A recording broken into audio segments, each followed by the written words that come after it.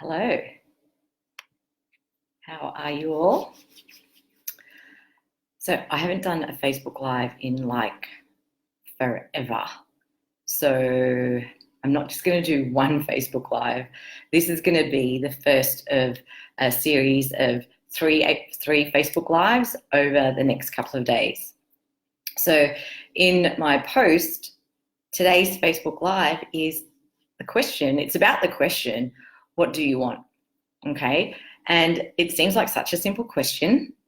However, when I have been asking people these questions on my online calls and when I facilitate them, it seems to be a question that not many people ask of themselves.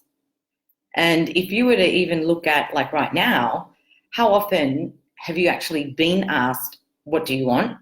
And how often have you actually asked yourself, oh, what do I want? It's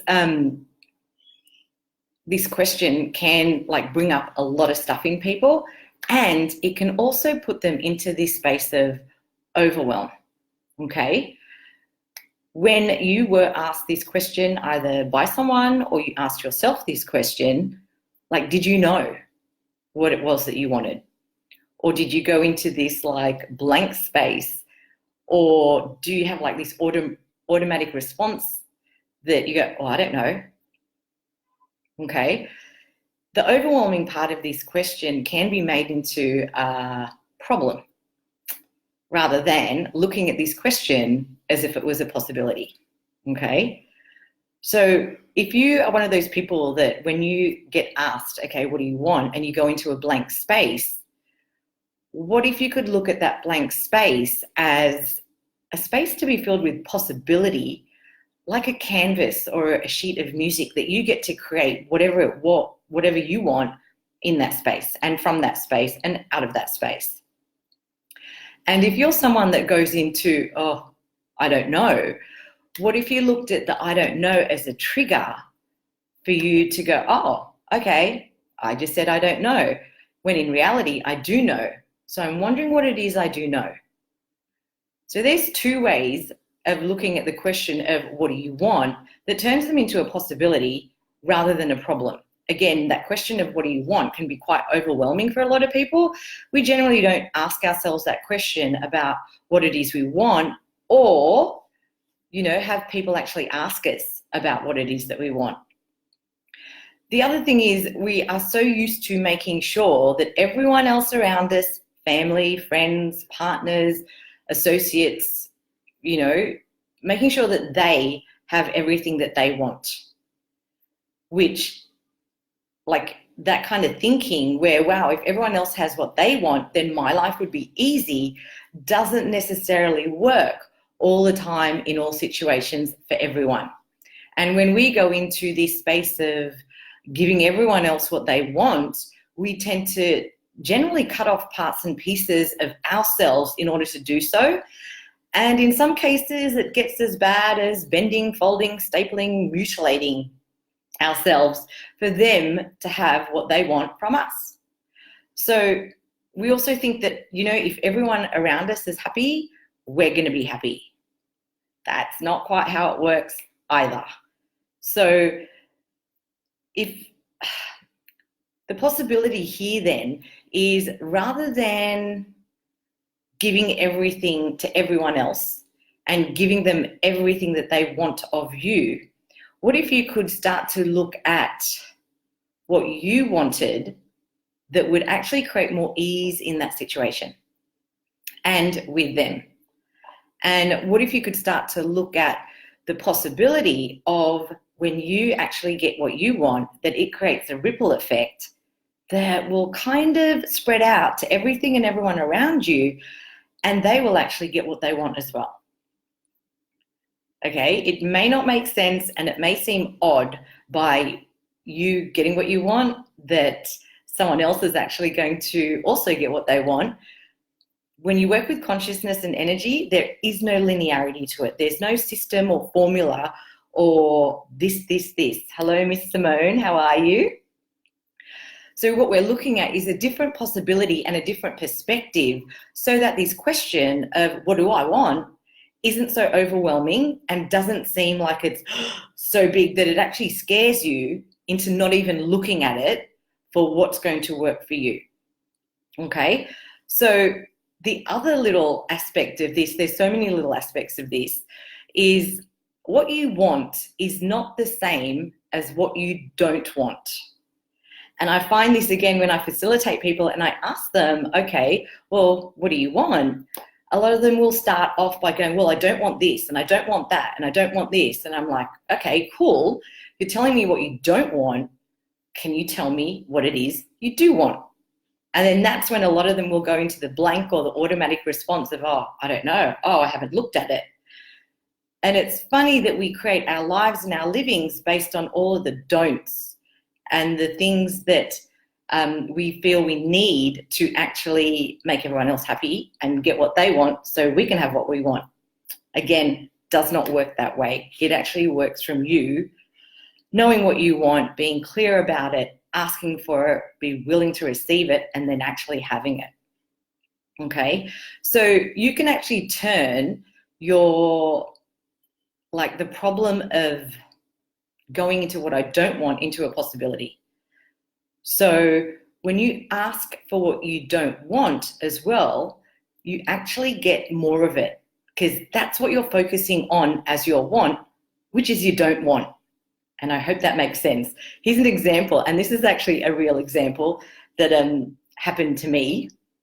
I was riding along on my bike and there's like this windy path, and in front of me I could see like this gap, and there was these like two huge trees that were kind of covering it. So the gap in the path was a little bit smaller. And so I'm looking at that gap, and what I did was I focused on the trees. I'm like, okay, don't hit the tree, don't hit the tree, don't hit the tree. What did I do? I hit the tree. Not fun. If I was to look at, okay, go through the gap, go through the gap, go through the gap, that's where my focus would have been on, and that's where I would have been targeting, and I would have gone through the gap. I did not. I hit the tree. Okay, so this is where the idea of looking at what you don't want and focusing on that is actually going to create more of that. So if you can flip and get rid of that don't want and start to look at what it is you do want, then your focus is going to be shifted and there'll be more of a possibility of what you want actually showing up. Okay? The other little part of this is what you want is not the same as what you need. It's actually over and above what you need.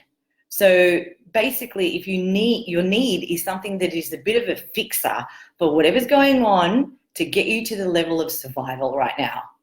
Asking for what you want goes beyond that into thrival. Here's another example. So I may need, say, $3,000 a month to survive, okay? But I want $5,000 a month to thrive.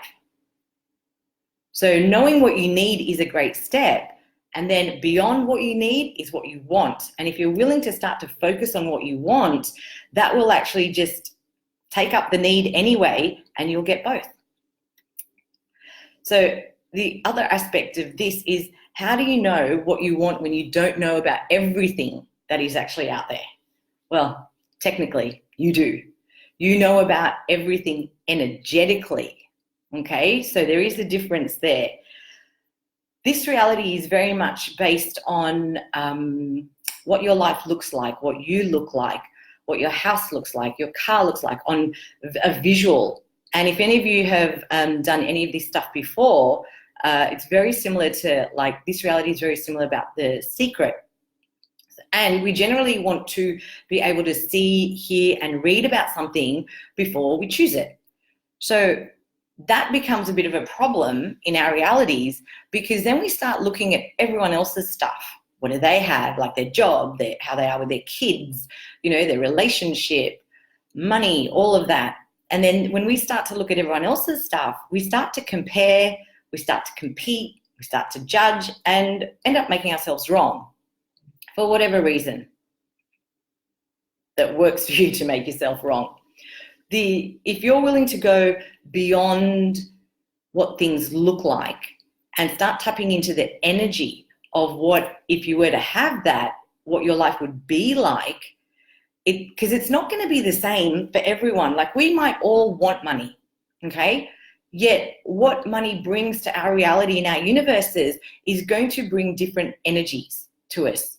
For some, money might create a bit more ease in their living, others more joy. So this is where, and look, not just money, it's also business and relationship and family and creation and blah, blah, blah, everything else. So this is where the way in which, like, what I want and how it shows up works for me is not going to be the same way in which you want it and how it works for you. Because again, we're looking at energies, and so your joy is different to my joy. So the possibility is, when you're looking at what you want, is to start playing with the energy of it rather than what it looks like. Like, what would it be like if I had $100 million a year topped up annually for all eternity? Do you get the energy of that? You don't have to know exactly what it looks like. Just get a sense of what the energy of that is. And if it's light and fun for you, great. Start asking for the things that will actually contribute to that being a reality in your reality. So the thing with energy as well is that you can't see it. It's not like, oh, look, there's a bit of energy over there. You can, however, sense and perceive it. And as infinite beings, we love energy. We are built on energy, and we do our best when we work, play, create, and out-create with energies. So I've got notes here that I'm actually reading. The thing about knowing what you want as well is that you've got to get that you may, oh, hello, Miss Kathy. You are a gift and a possibility and a massive contribution to the planet. And the way in which that comes out is not going to be the same as anyone else's on this planet. And look, there's like 8 billion people, if not more, on the planet right now. So what if, you use the question of what do I want as a possibility? Because there are things that you know that no one else knows and are not yet created on the planet, and you're the one who has to actually create it. Like, how cool is that? This is something that's yours, that no one else is going to have the same awareness or the same knowing on. So if you're willing to look at what do you want as a possibility, I wonder what you will start to become aware of. So out of all of this, Facebook Live, the main thing is starting to get clear and not being afraid to ask yourself the question of, what do you want? This isn't about getting it right. This isn't about not getting it wrong. This is actually just getting clear on what you want that will work for you. Because what you want may not work for me. It will work for you, and vice versa. It's about not being a copy of anyone or trying to be like anyone else. It's about being you. And when you're being you, everything that you want just starts to show up. There's a magic that gets, created and generated, and it adds and builds on itself. So it is actually about building this muscle of asking yourself, well, what do I want?